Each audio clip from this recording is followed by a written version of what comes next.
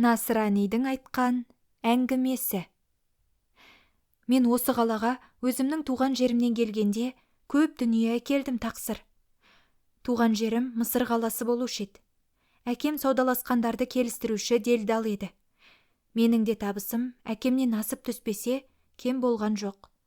Бірақ Мысырға қайтып бармай, тұз дәм көтерілмей қалаңызда тұрып қалғам.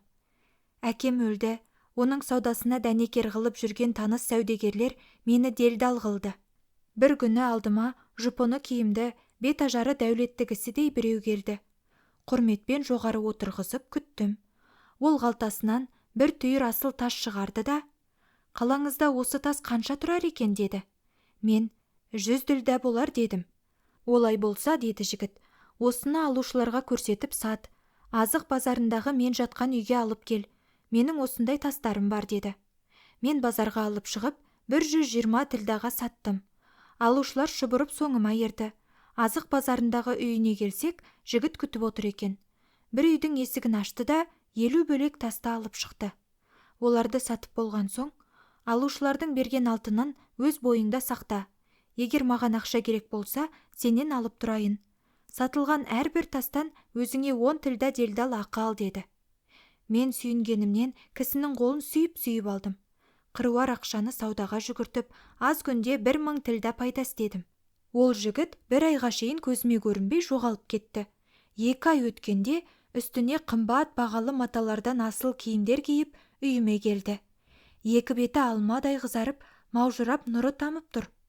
Жайдарлы жарқын көзі күлген күндей, ашылып жүз құбылып тұрған гүлдей. Тұнжыр көз, қалам қасты, мұрны пісте, не хөрі жаннаттағы, не періште. Мен орнымнан қалай тұрғанымды білмедім. Қанатымды құстай жайып құшағым алдым. Қолын сүйіп, дуа оқыдым. Теңгелерін әкеліп алдына қойдым. Ол: сіз асықпаңыз, бір қатар істейтін істерім бар. Соны бір жайлы қылып алайын. Сонан соң алармын. Қазір сізде тұра берсін деді. Мен бұл бір дүниені суғып шашып, құмғып суырып жүрген сақи болар деп ойладым.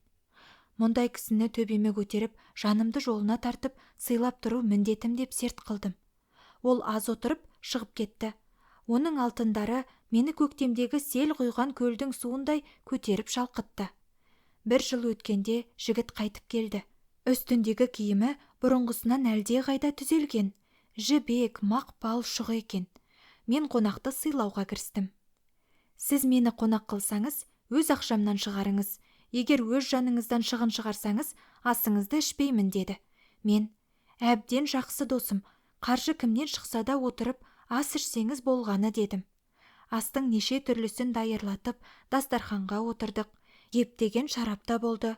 Қонақты кісінің ежелгі қадесімен ас алуға сұндым. Ол оң қолын қозғалтпай, сол қолымен тамақ ұстады. Мен бұл күнге шейін көріскенде қай қолын ұсынатынын да байқамаушы ем. Бұл қалай деп ойладым да қойдым. Тамақ ішіліп дастархан жиылған соң әңгімеге кірістік. Мен: мырза, сіз асты сол қолыңызбен жеуіңіз қалай дедім.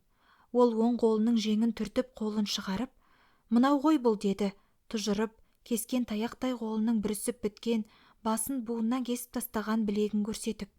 Мен таңырқадым. Таңырқама досым, бұл қолдың кесілуіне өзіне жарасар себептері бар. Енді саған айтуға тура келді деді. Мен қонағымның әңгімесіне құлақ салдым.